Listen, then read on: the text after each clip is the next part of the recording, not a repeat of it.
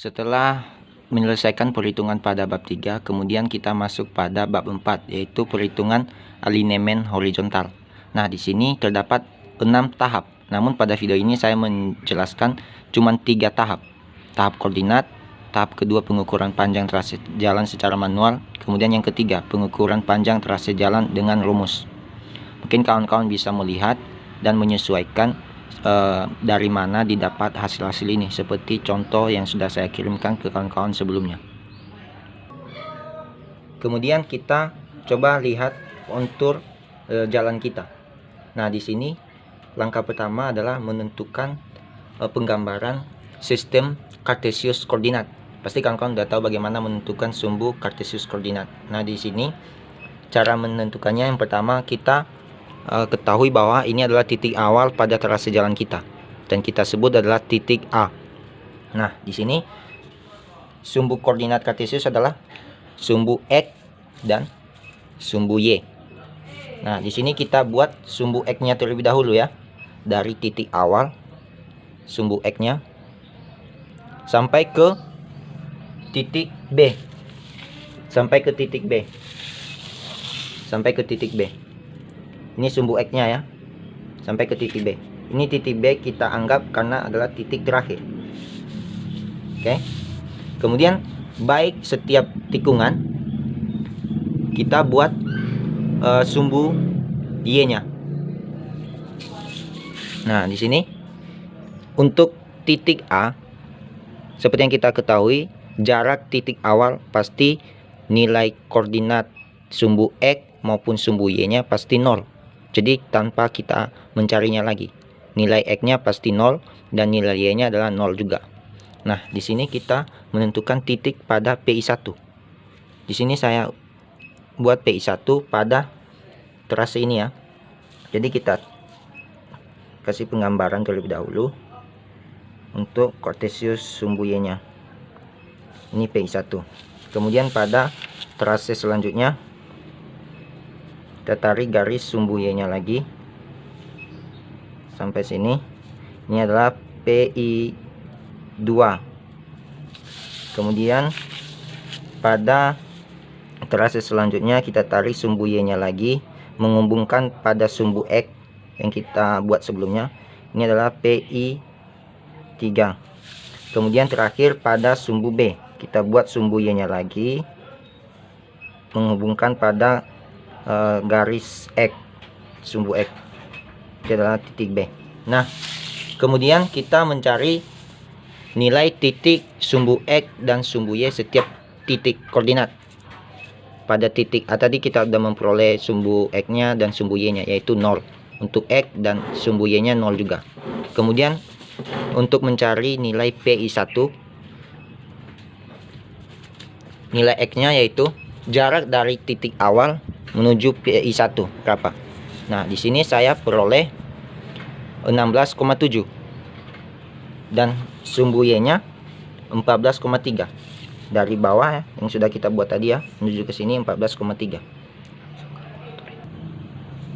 Kemudian kita mencari nilai PI2 baik terhadap sumbu X-nya, baik terhadap sumbu Y-nya juga. Nah, jadi cara mencari sumbu X pada PI2 yaitu jarak sumbu X pada PI1 ditambahkan dengan jarak antara titik PI1 ke titik PI2 ini. Jadi berapa jarak ini ke sini ditambahkan dengan jumlah sumbu X pada PI1 yaitu 16,7. Jadi saya peroleh di sini adalah 38,66. Ini adalah nilai sumbu X pada PI2. Jadi nilai sumbu Y pada PI2-nya yaitu di sini saya memperoleh 14,3. Itu adalah nilai sumbu Y pada titik koordinat PI2. Kemudian kita mencari titik selanjutnya yaitu titik koordinat PI3. Untuk mencari nilai X-nya sama seperti yang sebelumnya, yaitu nilai koordinat sumbu titik PI2, nilai X-nya 38,66 ditambahkan dengan jarak dari titik PI2 ke titik PI3. Jadi di sini saya memperoleh 57,5 dengan arah plus ya, karena dia ke atas. Sedangkan sumbu Y-nya dari sini menuju ke titik P ini yaitu 7,5. Arahnya min ya, karena dia berada di bawah. Arahnya di bawah secara koordinat kartesius. Nah, kemudian kita mencari titik terakhir yaitu titik B pada trase kita ya, titik B. Di sini saya mendapatkan 77,2 untuk nilai sumbu X pada titik koordinat B. Ini diperoleh dari nilai sumbu X pada PI 3 dijumlahkan dengan jarak antara PI 3 ke titik B. Makanya diperoleh 77,2 untuk nilai sumbu X pada titik B. Dan titik sumbu Y nya diperoleh 10,7.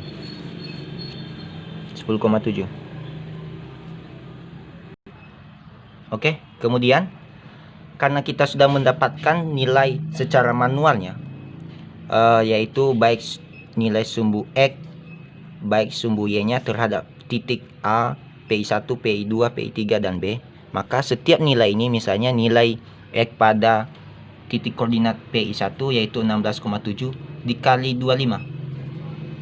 Nah, ini rumusnya ya, setiap nilai titik yang kita peroleh tadi dikalikan 25. Setiap titik ya, semuanya ya dikalikan 25. Maka di sini diperoleh 417,5. Nah, ini nilai X pada PI1.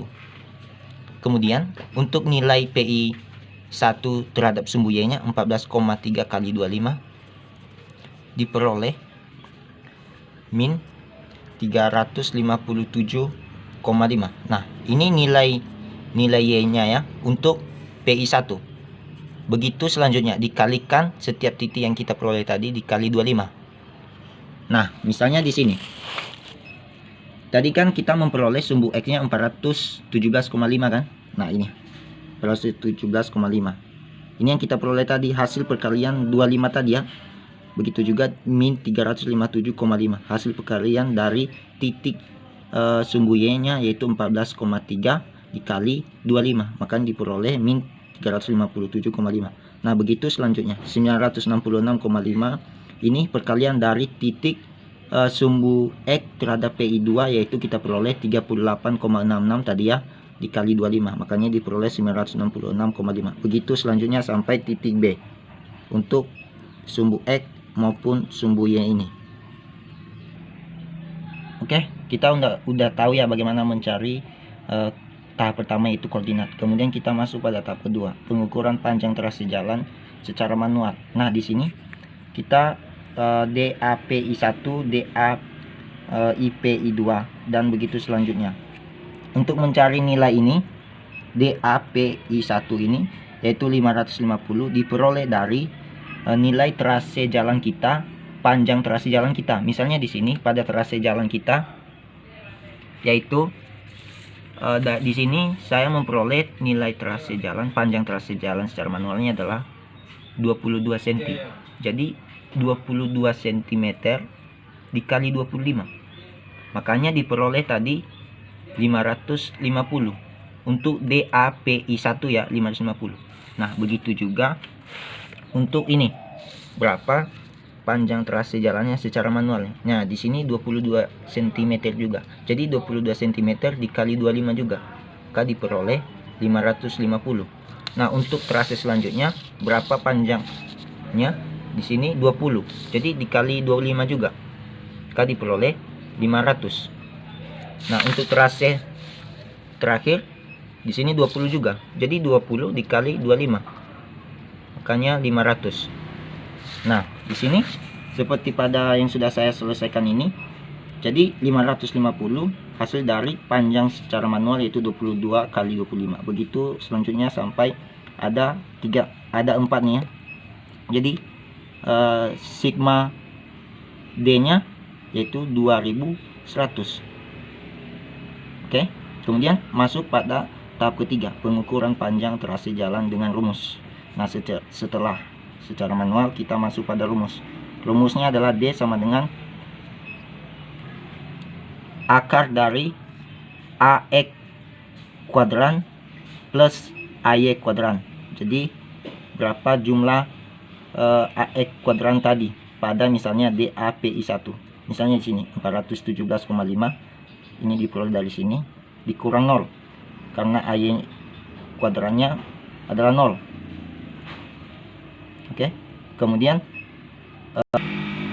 untuk AY nya seperti ini kan, min 357,5 dikurang 0. Min 357,5 ini kan nilai Y dari titik koordinat PI1, yaitu nilainya ada kan min 3,557,5 dikurang 0. 0 ini dari ini nilai Y pada titik koordinat A.